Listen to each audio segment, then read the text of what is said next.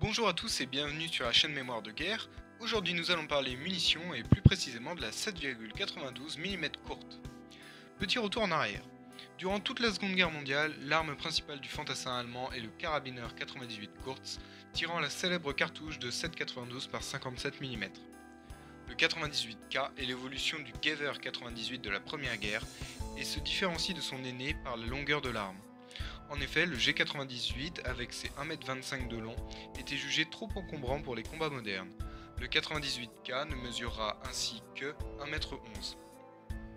On retrouve ce fusil aussi bien dans les combats de Pologne de 1939 que dans le Berlin en flammes de mai 45, et il s'agit de l'arme allemande individuelle la plus produite durant la guerre avec 15 millions d'exemplaires, devant le Panzerfaust, produit lui à 8 millions d'exemplaires.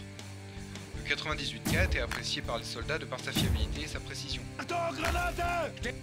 Cependant, dès 1940, mais surtout après le début de l'opération Barbarossa, l'arme commence à trouver ses limites en termes de puissance de feu. Les Russes disposant des excellents SVT-40 d'une capacité de 10 cartouches et les Américains des fusils Garand M1 alimentés par des clips de 8 cartouches, les clips de 5 du Mauser font pas le figure. Cette faiblesse se ressent également dans l'organisation du combat d'infanterie. Les groupes d'infanterie de la Wehrmacht s'organisent autour d'une mitrailleuse. Dès que celle-ci est mise hors combat, la puissance de feu de riposte est grandement diminuée.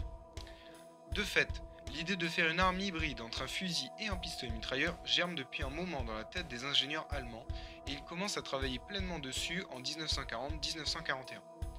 Les rapports montrent que rares sont les combats dont la distance d'engagement est supérieure à 300 mètres et que la majorité des affrontements se font à moins de 200 mètres. En conséquence, l'utilisation de la puissante cartouche de 7,92 par 57 mm, dont la portée utile, c'est-à-dire la portée à laquelle elle est jugée encore dangereuse, est de 2 km, est donc inappropriée. Le tir en rafale avec une arme individuelle tirant ce calibre n'étant d'ailleurs pas contrôlable, ce qui était l'un des défauts du FG42. Une nouvelle munition fut ainsi développée pour les besoins du projet. Naquit en 1941 la version courte de la 7,92, la 7,92 par 33 mm. 33 mm étant la taille de la douille et 7,92 le diamètre du projectile.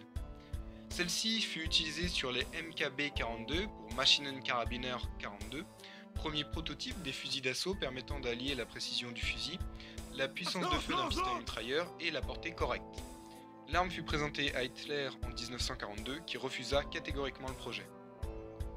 Cependant, les MKB-42 puis les premiers MP-43 furent tout de même produits et envoyés à la troupe sur le front de l'Est qui les apprécia. Après quelques modifications et présentations, le Führer accepta un lancement à grande échelle fin 43 afin de remplacer les MP-40. En avril 44, la version définitive de l'arme prit le nom de MP-44 et en octobre de la même année, Hitler les fit renommer STG-44 pour Sturmgewehr, fusil d'assaut. Le changement de nom était destiné à remonter le moral des troupes, mais également car le STG devenait l'arme principale du soldat, remplaçant les 98K, G43 et MP40. Ainsi fut réalisé ce que l'on considère comme le premier fusil d'assaut moderne, alors même qu'Hitler ne voulait au départ pas d'une arme hybride. Trop peu souvent ajouté, la 7,92 courte sera également employée dans le Volkssturmgewehr 15, l'une des dernières armes du Reich, mais ça, c'est une autre histoire. Et le transport des munitions dans tout cela. Voici une question intéressante mais pourtant peu abordée. Les cartouches allemandes, avant d'être rangées dans des cartouchières ou porte-chargeurs, sont amenées aux soldats dans des caisses en bois, tout comme les obus. Les caisses pour 7,92 courtes sont identiques à celles pour 7,92 par 57, hormis l'étiquette présentant le type de munition qui change bien évidemment. Les caisses peuvent avoir une contenance comprise entre 1260 et 1400 cartouches suivant les modèles. On a des modèles à 2000, 2100, 2225 et 2400 cartouches par exemple. Certaines caisses, originellement prévues pour d'autres armes, telles les caisses pour 20 mm flak, ont pu être reconverties à faible échelle pour des munitions d'armes individuelles. À l'intérieur des caisses, on retrouve plusieurs grandes boîtes en carton, contenant de plus petites boîtes en carton, abritant 14, 15 ou 20 cartouches montées ou non sur des lames chargeurs du type de ceux du 98K.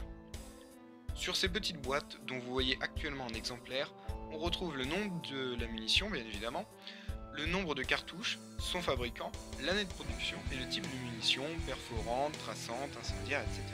L'exemplaire présenté ici est étiqueté en tant que Pistolen Patronen 43 mit Eisenkern, soit munition pour pistolet modèle 43 avec noyau en fer. Au remarque la date 44, inscrite à plusieurs endroits. Les cartouches sont montées en lame chargeur, confère la mention en rouge In Ladestreifen. Le fabricant de la munition est noté HLA, qui est un code pour une usine d'armement allemande. De nos jours, cette munition n'est plus utilisée que pour des armes de collection. Voilà, je pense avoir fait un rapide tour du sujet. Merci d'avoir pris le temps de m'écouter. J'espère que cela vous aura intéressé et peut-être même appris quelques trucs. On se retrouve bientôt sur la chaîne Mémoire de guerre. Salut!